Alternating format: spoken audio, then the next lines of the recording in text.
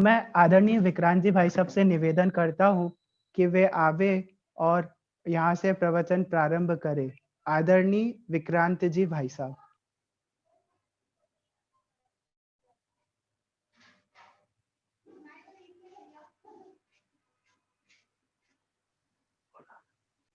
हाँ, लेटर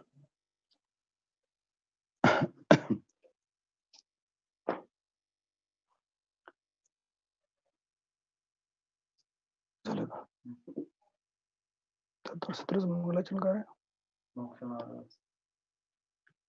मोक्षमार्गस्य नेतारं वेत्तारं कर्म भूभृताम् ज्ञातारं विश्वतत्त्वानां वन्दे तद्गुणलब्धये वन्दे तद्गुणलब्धये वन्दे तद्गुणलब्धये।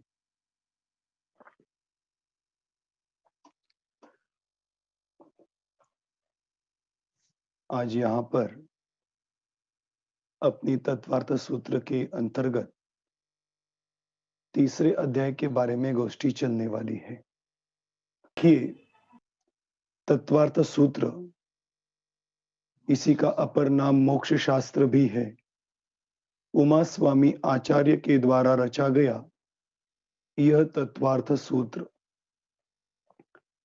हर धर्म में अपना अपना एक ग्रंथ प्रार्थनीय होता है, सर्वश्रेष्ठ होता है, उत्कृष्ट होता है और सर्वमान्य भी होता है। जिन धर्म में तो हर ग्रंथ उत्कृष्ट और सर्वमान्य है, फिर भी जो मुसलमानों में कुरान को महत्व है, जो क्रिश्चियन में बाइबल को महत्व है, उसी प्रकार से जैनागम में तत्वार्थ सूत्र का उतना ही महत्व है। वास्तव में देखा जाए तो तत्वार्थ सूत्र यह समग्र जिनागम को धारण किए हुए है। चर्चा तो जीव द्रव्य से प्रारंभ की है, लेकिन वह जीव द्रव्य तक ही सीमित नहीं रही। जीव द्रव्य के साथ निमित्त रूप से परिणमित होने वाले अन्य द्रव्यों की भी चर्चा इसमें बड़ी विस्तार के साथ की हुई है। इसी के रचयिता उमा स्वामी आचार्य जैसे तत्वार्थ सूत्र जिनागम में सर्वश्रेष्ठ ग्रंथ के रूप में प्रचलित है, उसी प्रकार से इस ग्रंथ की विशेषता यह भी है कि जैसे दिगंबर जैन में यह ग्रंथ सर्वमान्य है, उसी प्रकार से श्वेतांबर जैन धर्म में भी यह ग्रंथ सर्वमान्य है। दिगंबर जैन में उमा स्वामी आचार्यों के द्वारा लिखा गया, रचा गया यह ग्रंथ ऐसा कहा जाता है, और श्वेतांबर में उमा स्वाति आचार्य के द्वारा रचा गया ऐसा कहा जाता है। लेकिन किसी के द्वारा भी रचा गया हो, उस ग्रंथ की मान्यता तो उनके यहां भी सर्वविदित है, सर्वमान्य है।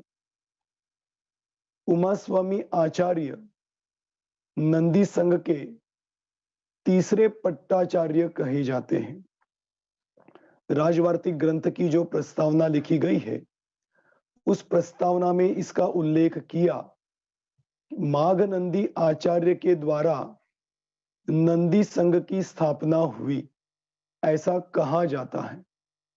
और उसके बाद तीसरे नंबर के आचार्य यदि कोई पट्टाधीश आचार्य है तो वो है उमा स्वामी आचार्य। मतलब उस काल में भी उमा स्वामी आचार्य का ज्ञान सर्वविदित और सर्वमान्य था।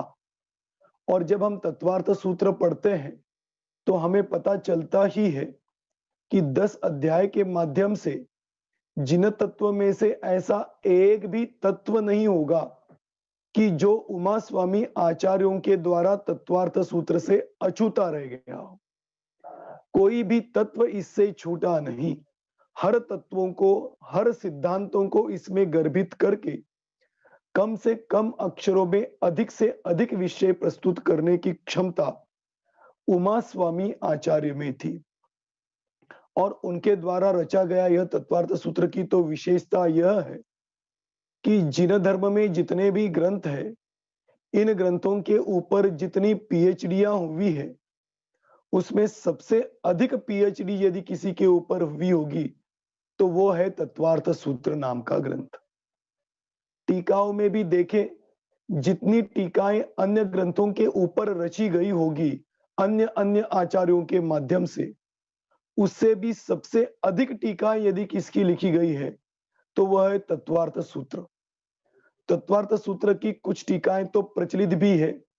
सर्वप्रथम इसके ऊपर लिखी गई वह सर्वार्थ सिद्धि नामक टीका, पूज्यपाद आचार्य ने इसकी टीका लिखी। फिर अकलंक देव ने तत्वार्थ वार्तिक नाम की टीका लिखी। उसके बाद विद्यानंदी आचार्य ने तत्वार्थ श्लोक वार्तिक नाम की टीका लिखी। इस प्रकार से कई टीकाएं इसके ऊपर प्रचलित है और सर्वविदित है। इस प्रकार से यह ग्रंथ अपने आप में एक अनूठा ग्रंथ है कि जो सबसे अधिक तत्वों को प्रस्तुत करते हुए सबसे अधिक टीकाओं के माध्यम से जन जन तक पहुंचा हुआ ग्रंथ। इसीलिए यह ग्रंथ वास्तव में सर्वश्रेष्ठ ग्रंथ कहा जाता है।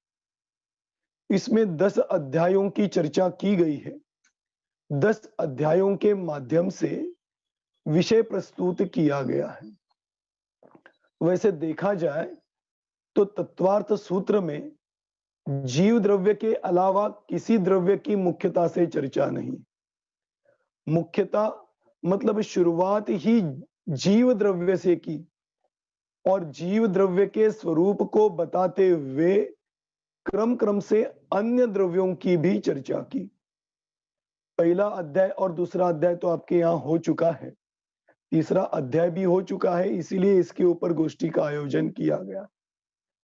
पहला दूसरा अध्याय होने के बाद राजवार्तिक में सर्वप्रथम प्रारंभ में ही इसका उल्लेख किया।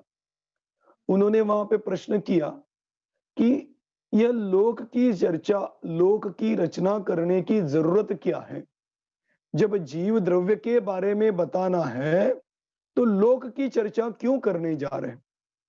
आचार्य ने उसका उत्तर देते हुए बताया, जीव का स्वरूप बताते हुए जीव कहाँ रहता है यह भी जानना अत्यंत जरूरी है। जीव का स्थान क्या है, जीव रहता कहाँ है, जीव घूमता कहाँ है, इन स्थानों को भी जानना क्रम प्राप्त प्रस्तुत होता है।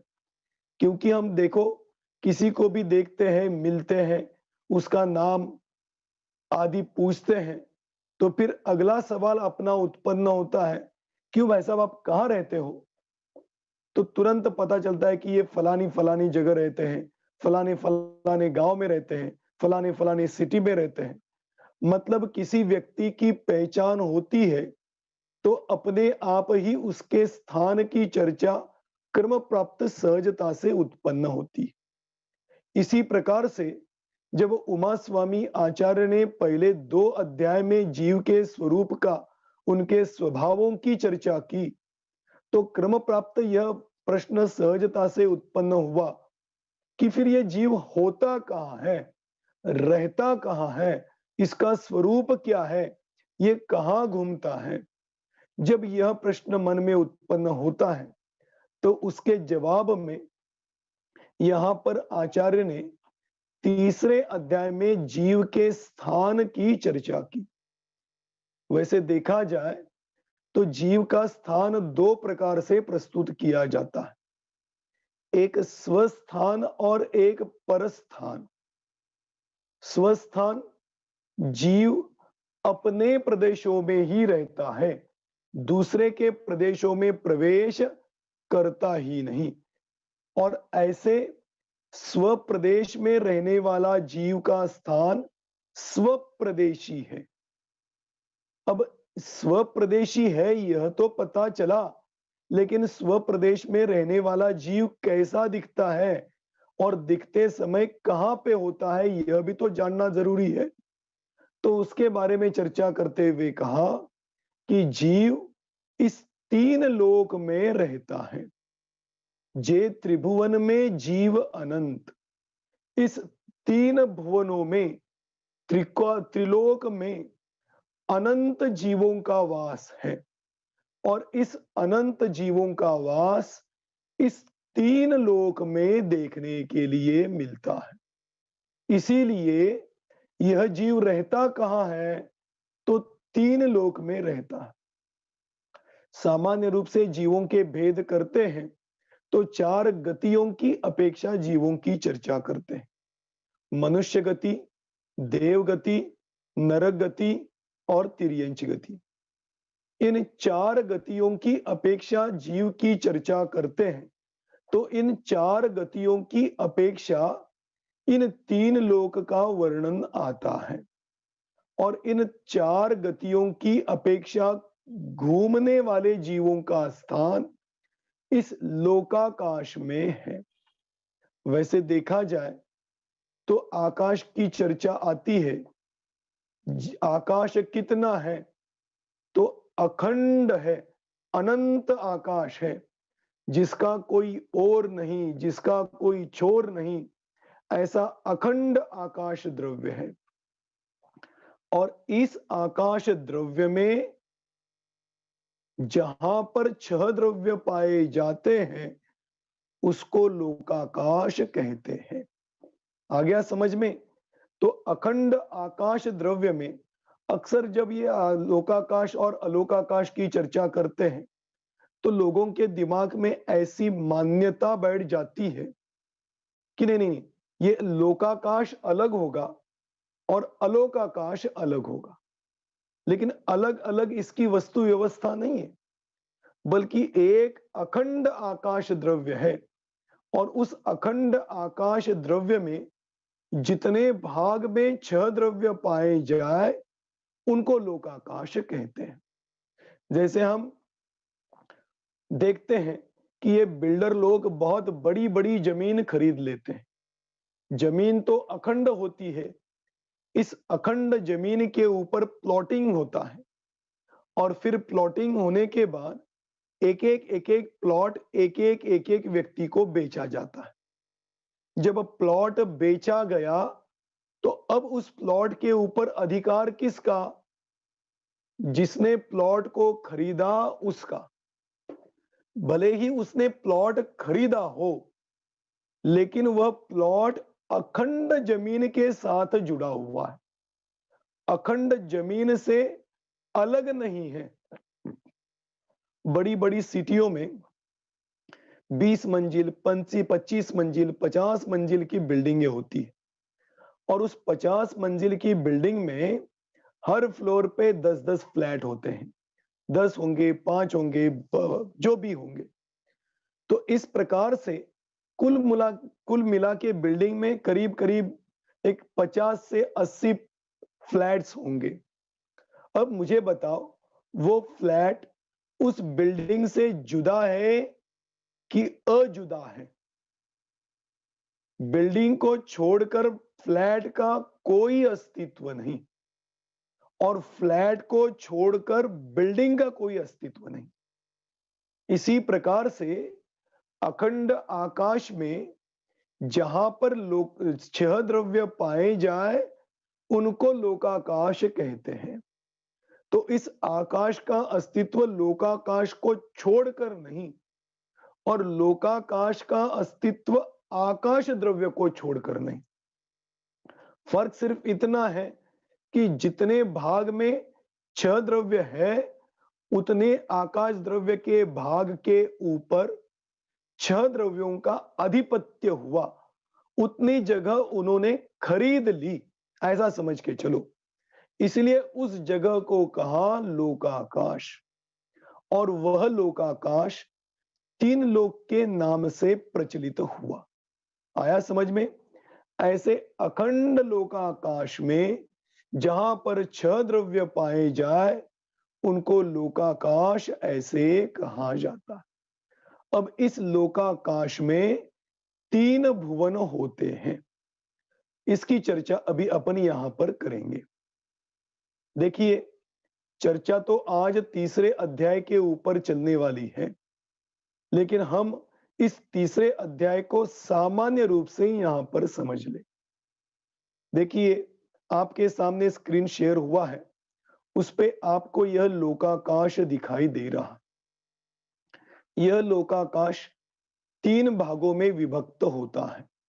कैसे 3 भागों में विभक्त होता है? यहां से लेके ऊपर के भाग को ऊर्ध्वलोक कहते हैं।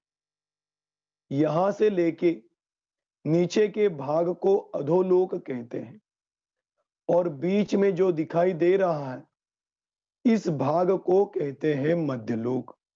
इसकी चर्चा करेंगे। एक सामान्य रूप से मैं अभी यहां पर बताने जा रहा हूं, आप समझना। इस सामान्य का विस्तार नहीं होगा। अपने को तो ये मूल तीसरे अध्याय में नरक गति के बारे में क्या-क्या विशेषताएं हैं, मध्यलोक के बारे में क्या-क्या विशेषताएं हैं, इसको आज सामान्य रूप से जानना है।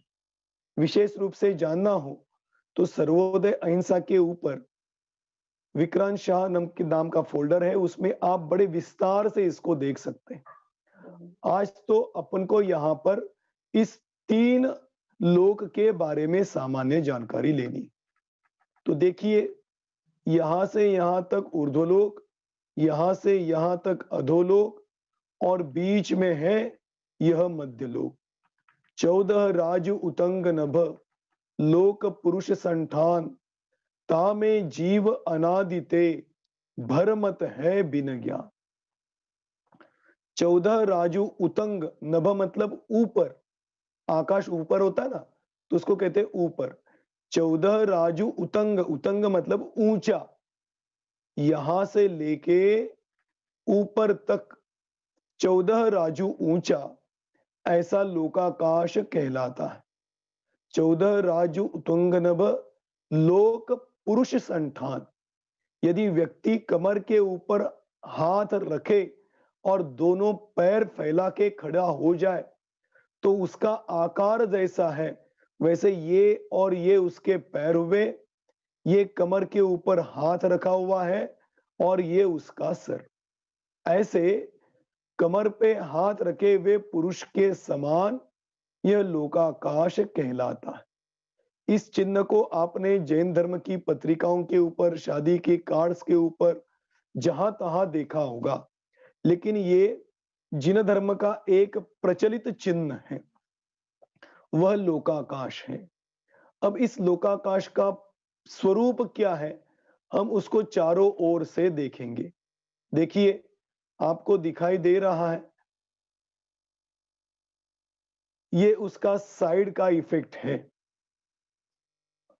आगे देखिए, ये आपके सामने घूम रहा है, ये उसका साइड इफेक्ट, ये उसका पीछे से दिखने वाला इफेक्ट है, और ये दूसरी साइड से दिखने वाला इफेक्ट है। ऐसा यह लोकाकाश कहलाता है। इस लोकाकाश को ऊपर से देखो तो ये ऐसा चौड़ाई में 7 राजू कहलाता है। मतलब ऊपर 7 राजू होता है। अब देखिए, सामने से यदि आप लोकाकाश को देखेंगे, आपके सामने है, इसका ये प्रमाण 1 राजू इतना है। उसके बाद वहां से लेके जब बीच में आते हैं, यहां से लेके यहां तक, इस कोने से लेके इस कोने तक, यदि बीच में उसका भाग देखे तो वो है 5 राजू इतना ऊंचा। और कम होते होते जब मध्य लोक तक पहुंचता है तो इसका प्रमाण फिर 1 राजू हो जाता है।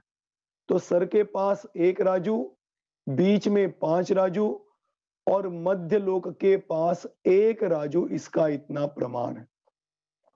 नीचे उसकी तलहटी में जाए तो तलहटी में इसका प्रमाण है 7 राजू। इस प्रकार से यह तलहटी का प्रमाण हुआ। इसकी चौड़ाई देखें तो यह चौड़ाई इसकी 7 राजू कहलाती है। इस प्रकार से यह 7 राजू, फिर 1 राजू, फिर 5 राजू और सबसे ऊपर 1 राजू, ऐसे इस लोकाकाश का प्रमाण कहलाया। अब इस लोकाकाश के बीचों बीच एक चौकोन आपको दिखाई दे रहा है। ये चौकोन क्या है? इसको कहते हैं त्रस नाड़ी। त्रस नाड़ी क्यों कहा? क्योंकि इस आकार में सिर्फ त्रस जीव पाए जाते हैं, इसलिए इसको त्रस नाड़ी कहते हैं।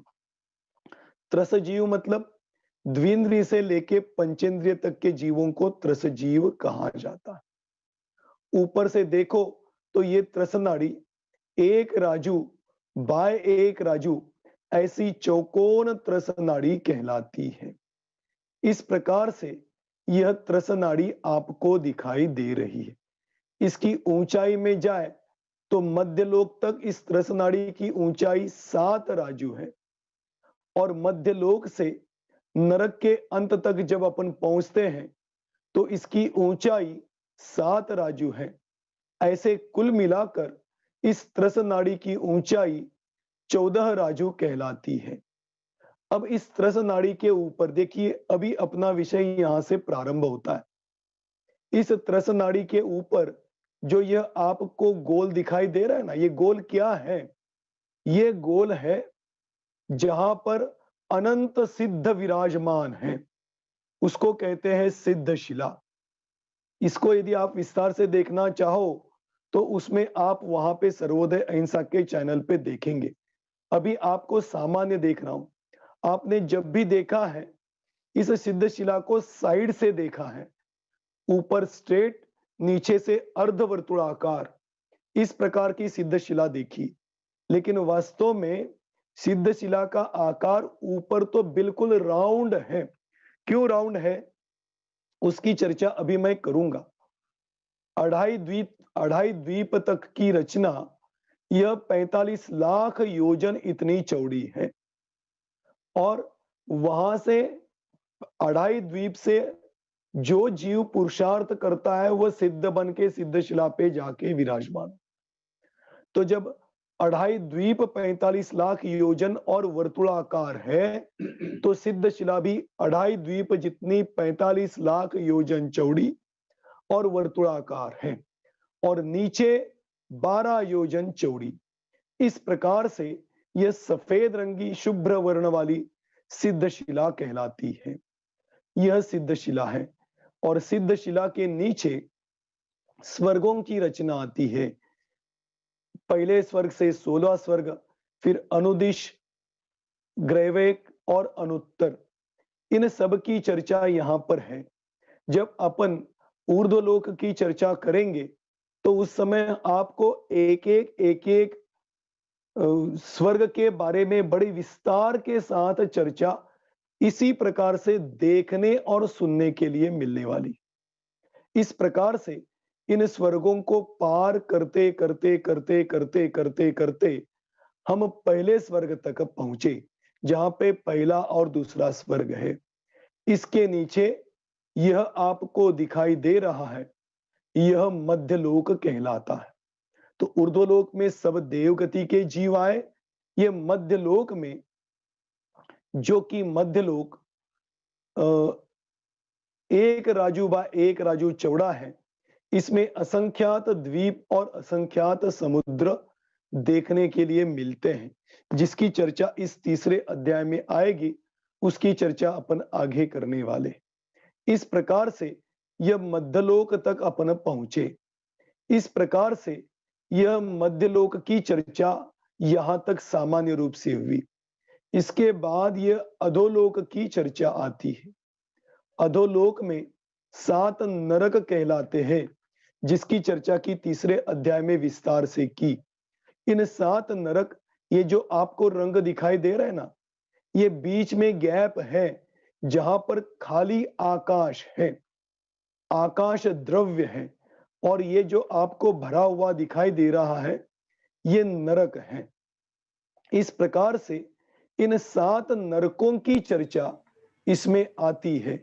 वे 7 नरक कैसे हैं इसकी चर्चा अभी अपनी यहां पे करने जा रहे हैं। सोमला फोन आने वाला, देखिए अभी ये आपको शेयर कैसा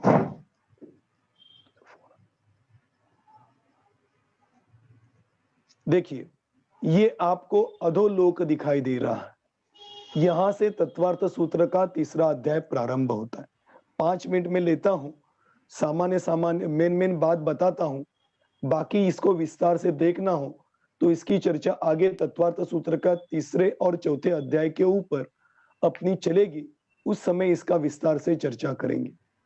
आपको दिखाई दे रहा है यह अधोलोक है। अब इस अधोलोक में ये 7 राजू ऊंचा है और ऐसा 7 राजू ऊंचा यह अधोलोक दिखाई दे रहा है। इसमें देखिए, ये पहला नरक, दूसरा नरक, तीसरा, चौथा, पांचवा, छठा और सातवां, इस प्रकार से 7 नरक आपको दिखाई दे रहे हैं। बीच में जो गैप दिखाई दे रहा है यह आकाश द्रव्य है। इन नरकों में यह पहला नरक रत्न प्रभा नाम की पृथ्वी के नाम से प्रसिद्ध है। आपने देखा ना, पहला देखिए, सूत्रों की अपेक्षा देखो तो पहला सूत्र है रत्न शर्करा वालू का पंक धूम तम महातम घनाम्बु वाताकाश प्रतिष्ठा सप्ता अधो अधः। कैसे अधो अधः? देखिए, यह मैं आपको दिखाऊं, ये 7 नरक सामने से दिखाई दे रहे हैं। 1 2 3 4 5 6 और ये 7वां। इसमें हर नरक के बाद आपको 3 वात वलय दिखाई देंगे। पहला वात वलय पीले कलर का दिखाई दे रहा है, दूसरा ग्रीन कलर का दिखाई दे रहा है और तीसरा अलग अलग कलर का। और इस प्रकार से ये घनोदधि वात विलय, घनवात वलय और तनुवात वलय, इन 3 वात वलयों से हर एक नरक तीनों ओर से घिरा हुआ है। उसके बाद आकाश द्रव्य पाया जाता है और आकाश द्रव्य के बाद दूसरा नरक पाया जाता है। इसलिए कहा रत्न शर्करा वालू का पंक धूम तम महातम प्रभा। इन नरकों में ऐसी आभा है, रत्नों जैसी आभा है, शर्करा जैसी आभा। आभा मतलब जैसे रोशनी नहीं, आभा मतलब अपन कहते हैं ना, चेहरे पे एक विशिष्ट प्रकार की चमक होती है। तो प्रकाश रोशनी कहोगे तो सबसे बड़ा राजवार्तिक में यह प्रश्न उठाया है। मेरे को वो प्रकरण लेना था लेकिन समय का बहुत कम है। ये तो 7वां नरक है ना, ये बिल्कुल काला काला है। जब पूरा काला है तो इसमें आभा कैसी होगी?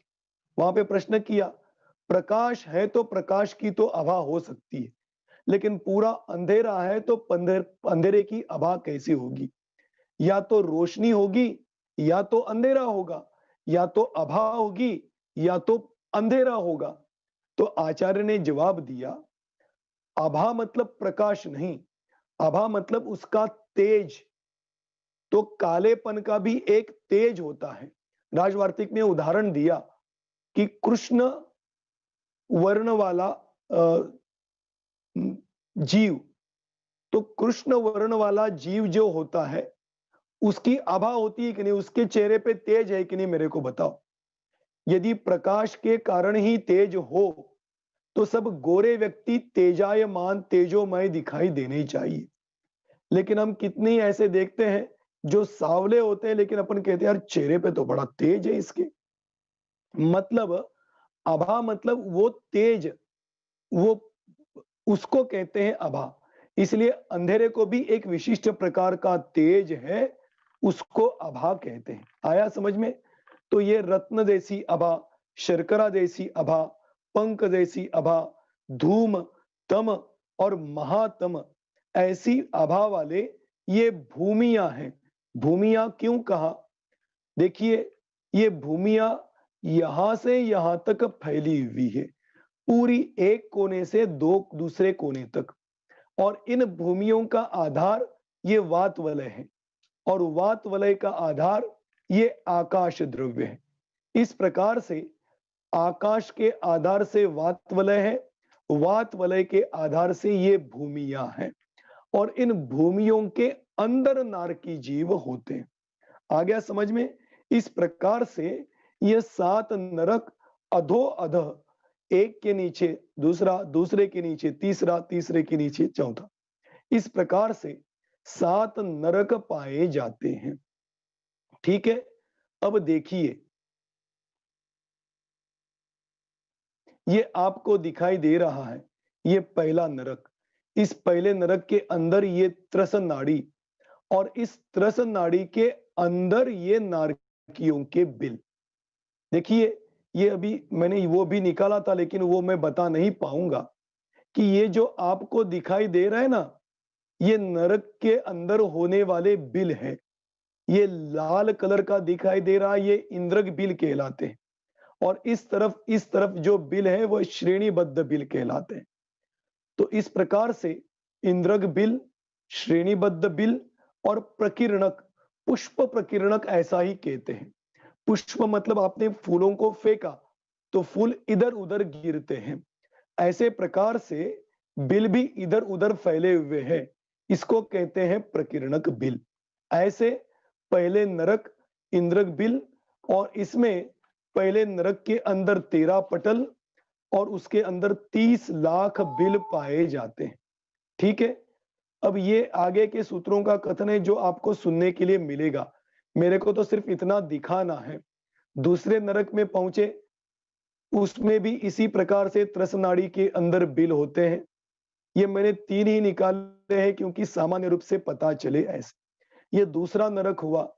तीसरे नरक में पहुंचे, तीसरे नरक में भी इसी प्रकार के बिल होते हैं। फिर चौथे नरक में पहुंचे, अब थोड़ा स्पीड में बढ़ते हैं तो 5 मिनट में विषय कवर हो जाएगा। ये चौथे नरक के बिल, फिर पांचवें नरक के बिल, फिर छठे नरक के बिल, और ये जो आपको रंग दिखाई दे रहे हैं ना, वो वैसे ही रत्न प्रभा, शर्करा प्रभा, वालुका प्रभा, तम प्रभा, पंक प्रभा, ये धूम जैसा कलर इस नरक का होता है, आभा होती है। और उसके अंदर भी इसी प्रकार के नारकियों के बिल देखने के लिए मिलते। उसके बाद धूम प्रभाव भी नीचे जा रहे हैं, ये वात वलय है। ये तम प्रभा, अंधेरा अंधेरा दिखाई दे रहा है, और इसमें त्रस नाड़ी के अंदर बिल पाए जाते हैं। और अंतिम 7वां नरक का बिल आता है, वो महातम प्रभा। महातम मतलब बहुत अंधेरा है, वहां पे बिल्कुल काला कलूटा ऐसा एक तरफ का अंधेरा है, ये 7वां नरक है। इस प्रकार से ये महातम प्रभा वाला बिल है। इसकी ऊंचाई वगैरह सब प्रमाण है, उसी प्रमाण से यह निकाले हैं। और यहाँ पे एक समझने की बात है, यहाँ पे सिर्फ सेंटर में एक इंद्रक बिल है और 4 दिशा में 4 बिल ही पाए जाते हैं। इस प्रकार से 5 ही बिल 7वें नरक में पाए जाते हैं। ऐसे इन नरकों का वर्णन यहाँ पर हमें देखने के लिए मिलता है। मध्यलोक का भी इसी प्रकार से वर्णन है, वह भी बहुत सुंदर वर्णन है, लेकिन अभी अपने गोष्ठी का समय हो चुका है, इसलिए उसका वर्णन विशेष रूप से नहीं लेता। अभी अपन ने यहाँ पर इन नरकों का वर्णन देखा, उसमें नारकियों के बिलों की संख्या भी है 30 लाख, 25 लाख, ऐसे कम कम करते हुए 7वें नरक में सिर्फ 5 बिल आपको देखने के लिए मिलेंगे, उसमें नारकी जीव पाए जाते हैं। इसकी एक विशेषता राजवार्तिक में जो पढ़ने के लिए आई, उतना बता के मैं यहाँ पे रुकता हूँ। यह राजवार्तिक में जो वर्णन आया हुआ है, यह इस प्रकार से वर्णन आया है कि नरकों में मुख्यता से मनुष्य गति के जीव पहुंचते हैं। आपको आश्चर्य होगा यह सुन के कि ये कैसे आप कह रहे हो, तो सुनिए। देखिए, एकेंद्रिय, द्विंद्रिय, त्रिंद्रिय, चतुरिंद्रिय, पंचेंद्रिय, असौदनी, यहां तक के जीवों को अति संक्लेश परिणाम होने के प्रमाण बहुत ही रेयर है। आगे है सौदनी पंचेंद्रिय में, और उसमें भी तिर्यंच और मनुष्य, देव और नारकी मर के नरक में नहीं जा सकता, और देवगति का जीव भी मर के डायरेक्ट नरक में नहीं जा सकता। इस प्रकार से यह नारकी आदि जीव नरक में नारकी और मनुष्य के देवगति के जीव नहीं जा सकते, बचे मनुष्य गति और तिर्यंच गति के जीव। तो मनुष्य गति के और तिर्यंच गति में भी तिर्यन से ज्यादा संक्लेश परिणामों की दिखाई देने की प्रक्रिया मनुष्य गति में अधिक है। इसीलिए नरक में अधिक से अधिक मनुष्य गति के जीव जाते हैं। ये जो आप दिखाई दे रहा है, यह जम्बू द्वीप है। इस जम्बू द्वीप में 6 पर्वत, 7 क्षेत्र, 14 नदियां और 6 कुंड कहो या तालाब कहो, इस प्रकार की रचना यहाँ पर है। बीच में विदेह क्षेत्र है जिसमें सुदर्शन मेरु पर्वत है। ऐसी यह मध्य लोक की रचना है जिसका कि विस्तार हमें गोष्ठी में सुनने के लिए मिलने वाला है। इस प्रकार से यह मध्य लोक की रचना हमें देखने के लिए मिलती है। ऐसा यह मध्य लोक में आपको दिखाई दे रहा है, यह जम्बू द्वीप कहलाता है। ऐसे यह मध्य लोक, बीच में जम्बू द्वीप, जम्बू द्वीप के बाद लवण समुद्र के बाद धातकी खंड द्वीप, कालोदधी समुद्र, पुष्करवर द्वीप, पुष्करवर समुद्र, ऐसे असंख्यात द्वीप और समुद्र मध्यलोक में पाए जाते हैं। ऐसा यह मध्यलोक का वर्णन आपको सुनने के लिए मिलेगा। इस प्रकार से इतना ही देखकर आज हम यहीं पे रुकते हैं। मेरा प्रवचन यहीं पे समाप्त करता हूं। जय बोलो महावीर भगवान की जय। जय हो, जय हो, जय हो। मैं बहुत बहुत आभार प्रकट करता हूँ आदरणीय पंडित जी साहब का। इन्होंने बहुत ही सहज रूप से हमें स्वीकृति दे दी। जब हमने इनसे कहा कि पंडित जी साहब हमें आप हमारे कार्यक्रम में पधारिएगा अध्यक्ष रूप में, तो इन्होंने बहुत ही सहज भाव से कि जी मैं अवश्य पधारूंगा, इस रूप से हमें स्वीकृति दी। पंडित जी के ज्ञान के बारे में क्या कहे। पंडित जी के ज्ञान की तारीफ करना तो ऐसे हुआ कि जैसे हम सूर्य को दीपक दिखा रहे हो, इतना अधिक ज्ञान है। और ये जो आप 3D प्रेजेंटेशन देख रहे थे, यह जो 3D प्रेजेंटेशन है, यह 3D प्रेजेंटेशन भी आदरणीय पंडित जी साहब ने स्वयं प्रिपेयर किया है। पंडित जी साहब टोडरमल स्मारक के विद्यार्थी रहे हैं और ऐसे वैसे नहीं, आदर्श विद्यार्थी रहे हैं और बहुत ही अच्छे रूप से उन्होंने अध्ययन किया है। मैं बहुत-बहुत आभार करता हूँ आदरणीय पंडित जी साहब का। और अभी मैं आप सभी से निवेदन करता हूँ कि आप सभी सावधान हो जाइए। हम जिनवाड़ी स्तुति करेंगे और जिनवाड़ी माँ को यथास्थान पे विराजमान करेंगे। सभी सावधान हो जाइए। अनंत धर्मणस्तत्वं पश्यन्ति प्रत्यगात्मनः अनेकांतमयी मूर्ते नित्यमेव प्रकाशताम्। सभी 9 बार नमोकार मंत्र का जाप देंगे।